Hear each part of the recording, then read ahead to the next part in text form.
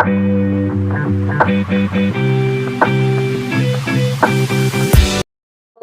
warm wishes to you all. So we are starting our new topic, general characters of phylum Polyphera, और इसके साथ में हम structure पढ़ेंगे स्पॉन्जेस का, साथ के साथ इकोनॉमिक इम्पोर्टेंस भी, जैसे हमने फाइलम प्रोटोजोआ में किया था अमीबा का, ऐसे ही हम पोलीफेरा में स्पॉन्जेस का स्ट्रक्चर और इकोनॉमिक इम्पोर्टेंस पढ़ेंगे. So let's begin.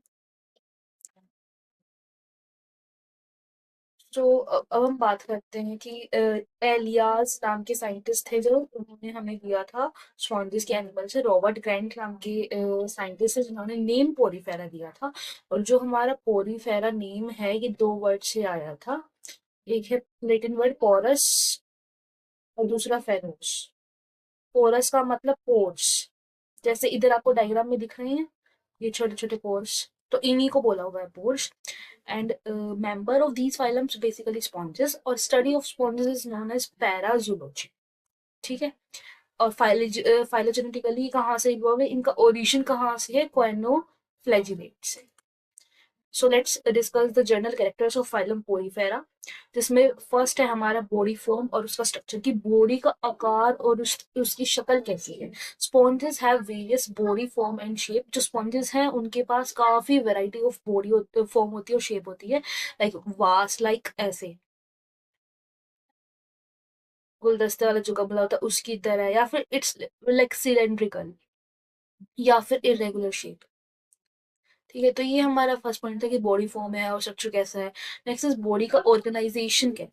जो स्पॉन्जेस होंगे वो सेलुलर लेवल ऑफ ऑर्गेनाइजेशन होगी. जो हमारा फाइलम प्रोटोजोआ था उसके अंदर प्रोटोप्लाज्मिक लेवल ऑफ ऑर्गेनाइजेशन था. इसमें क्या है कि सेल्स के लेवल पे फर्दर डिवीजन हो रही है, तो सेलुलर लेवल ऑफ ऑर्गेनाइजेशन है. और इसमें दो लेयर्स हैं, दो जर्म लेयर्स हैं. तो जो ठीक है उसको बोलेंगे हम डिप्लोब्लास्ट. डिप्लो मतलब डिप्लो मतलब two, plastic refers to germ layers. ठीक है. उसके बाद हमने बताया कि इनके पास कोई भी ऐसा हेड और अपेंडेजेस नहीं होगा, ना इनका सर है ना उनसे जुड़े कुछ भी ऐसे हमारे पास ऑर्गन है. Right. Next is habitat. Habitat is all are aquatic and sessile. जितने भी हैं वो एक्वेटिक हैं, मोस्टली मेराइन है, बट कुछ ही ऐसे होंगे जो फ्रेश वाटर होंगे. मोस्टली मेराइन होंगे, समुद्री पानी में रहने वाले होंगे, पर एक आधा फ्रेश वाटर भी हो सकता है. दे आर सॉलिटरी और कॉलोनियल. सॉलिटरी होंगे, सॉलिटरी मतलब अकेले रहने वाले, कॉलोनियल मतलब कॉलोनी में रहने वाले. और इनकी जो एंटायर बॉडी होगी वो पोर्स से कवर होगी. ये दिख रहा है पोर कि ऐसे पूरे उस पे है. राइट. उसके बाद पोर से पानी अंदर जाएगा और ऑस्कुलम से बाहर आ जाएगा. अब सपोज इधर देखो, ये हमारा स्पॉन्ज है, इसके ऊपर ही हमारे हैं पोर्स. ठीक है. अब ये जो पोर्स है इसको हमने बोला है ओस्टिया. और इधर से यहां से पानी निकल जाएगा ऑस्कुलम से. इधर से जाएगा पानी और फिर ऐसे.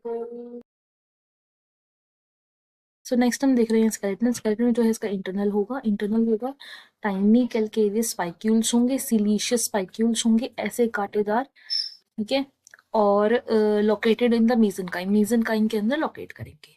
और स्क्लीरोब्लास्ट क्या करेंगे, स्पाइक्यूल्स को सिक्रीट करेंगे. और स्पॉन्जियोब्लास्ट इसको सिक्रीट करेंगे, स्पॉन्जिन फाइबर्स को. ठीक है. कैनाल सिस्टम या फिर वाटर ट्रांसपोर्ट सिस्टम एक यूनिक फीचर है स्पॉन्जेस का.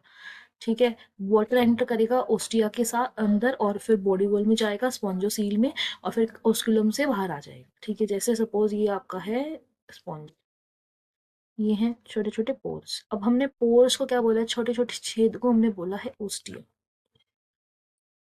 अब क्या होगा, ओस्टिया से जो हमारा वाटर होगा ये अंदर जाएगा और स्पोंजोसील इधर बीच में आ जाएगा और फिर ऑस्क्यूलम से चले जाएगा बाहर. राइट.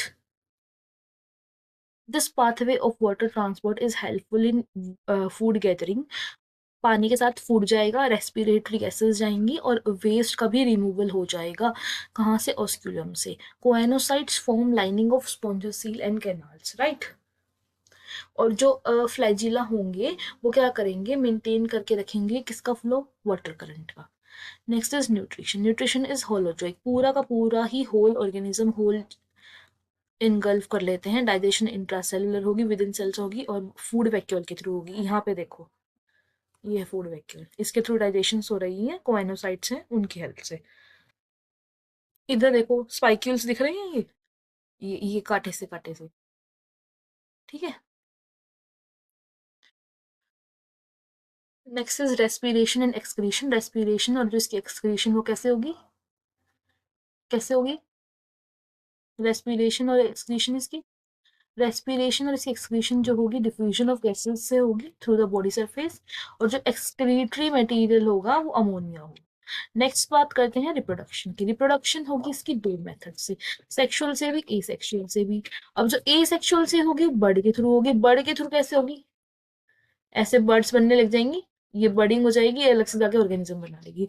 फ्रेगमेंटेशन के थ्रू इसी का एक टुकड़ा टूट के फिर फर्दर नया ऑर्गेनिज्म बना लेगा। और बाकी स्पेशल सेल मास जिसको बोलेंगे जेम्यूल्स, जिनके पास क्या होंगे आर्कियोसाइट्स। आर्कियोसाइट्स हमारे किसमें फॉर्मेशन कर रहे थे, फॉर्मेशन ऑफ ओवा एंड स्पर्मेटोजोआ, ठीक है।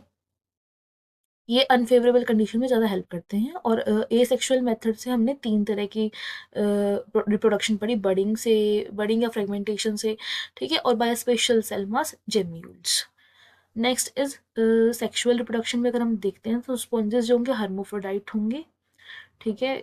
मेल फीमेल गैमेट की हमें जरूरत नहीं है। फिर एक ही बॉडी जो होगी वो हमारी विदाउट फर्टिलाइजेशन भी कर सकती है। Fertilisation is internal and cross due to the protogynous condition. Protogynous condition ऐसी कंडीशन होती है जिसमें ऑर्गेनिज्म जो होगा वो सबसे पहले क्या बनाएगा, फीमेल, ठीक है। अगर प्रोटो एंड्रस आता है, प्रोटो एंड्रस में सबसे पहले बनेगा मेल और प्रोटोगाइनस में फीमेल। डेवलपमेंट जो होगी वो इनडायरेक्ट होगी। इनडायरेक्ट बोला है तो मतलब, इनडायरेक्ट बोला है तो मतलब डायरेक्ट एग, एग से अडल्ट नहीं बन रहा ना, लार्वा भी आ रहा है बीच में, जिसकी वजह से इसको क्या बोलते हैं, इनडायरेक्ट, ठीक है। अब यहाँ पे देखो फॉर्मेशन ऑफ ओवा हो गई है, स्पर्मेटोजोआ कहाँ से, आर्कियोसाइट से आए, इंटरनल फर्टिलाइजेशन हुई, पानी के अंदर रिलीज कर दिया, जाइगोट बना, जाइगोट की हुई सेल डिवीजन, सेल डिवाइड हुए, उसके बाद लार्वा बना। स्काइफा के अंदर लार्वा कौन सा होता है, एम्फीब्लास्टुला लार्वा। उसके बाद जो फ्री लिविंग लार्वा होगा वो कहाँ से, ओपरक्यूलम से बाहर पूरा एक अडल्ट स्पंज बन जाएगा, राइट। ये थे आपके इकोनॉमिक इम्पोर्टेंस। ये देख लेना structure, body walls, skeleton canal system वही पुराने वाला आएगा ऊपर। सिस्टमेटिक पोजीशन देख लेना। उसके बाद हम बात करते हैं इकोनॉमिक इंपॉर्टेंस ऑफ पोरीफेरा की। अगर हम इकोनॉमिक इंपॉर्टेंस ऑफ पोरीफेरा देखते हैं तो स्पॉन्जेस जो बेनिफिट करेंगे हमें, फूड की तरह काम करेंगे, जो दूसरे ऑर्गेनिजम्स होंगे वो स्पॉन्जेस को खाएंगे, ठीक है। वैसे तो बहुत कम खाते हैं क्योंकि इनका जो टेस्ट होता है ना वो काफ़ी गंदा होता है और स्मेल भी अजीब सी होती है, और ऊपर से इनके पास वो कांटेदार स्पाइक्यूल्स भी हैं जिनकी वजह से बहुत ही कम लोग इनको खाते हैं। फिर उसके बाद क्रस्टेशियंस होंगे जो पैरासिटिक होंगे वो इनको खा सकते हैं, ठीक है, और उनकी जो डाइट होती है इन्हीं पे डिपेंड करती है। दूसरा है एज अ कमर्शियल और प्रोडक्शन। अब जैसे स्पॉन्जेस हैं, ठीक है, ये इंसिडेंटली होते हैं, जगह जगह मूव नहीं करते। तो क्रस्टेशियंस हो गए जैसे प्रॉन, लॉबस्टर, ठीक है, छोटे वर्म्स हो गए, छोटी मछलियां हो गई, उनके घर का काम करते हैं। उनको एनिमीज मतलब दुश्मनों से बचाते हैं ताकि दुश्मन उनको खा ना पाए। In addition to the production जो एनिमल्स होंगे वो इनके अंदर रह सकते हैं, अपना फूड इकट्ठा कर सकते हैं, ठीक है, और इनसे कोई हार्म नहीं होता। तो दे मतलब एक ऐसा कनेक्शन शो करते हैं, उस कनेक्शन को बोलते हैं कमेंशल्स, ठीक है। अब दूसरे यूज क्या है इसके, जो सूखा हुआ इनका स्केलेटन ढांचा होता है कुछ कुछ जो हमारे फाइलम पोरीफेरा के ऑर्गेनिजम्स होते हैं, जैसे स्पोंजिया, यूस्पोंजिया। अब स्पॉन्ज है, अब हमने घर में भी देखा है, वॉशिंग कार को वॉश करने के लिए, नहाने के लिए, फर्नीचर को पॉलिश करने के लिए, स्क्रब करने के लिए यूज होते हैं, ठीक है, और कुछ कुछ डेकोरेटिव पीसेस के थ्रू भी यूज होते हैं।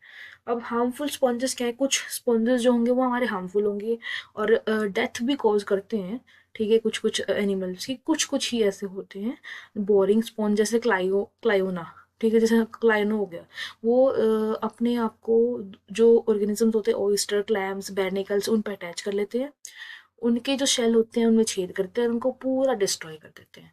तो ये थी आपकी इकोनॉमिक इंपॉर्टेंस। आई होप आपको जर्नल कैरेक्टर्स फाइलम पोरीफेरा की और इकोनॉमिक इंपॉर्टेंस क्लियर होगी। Thank you.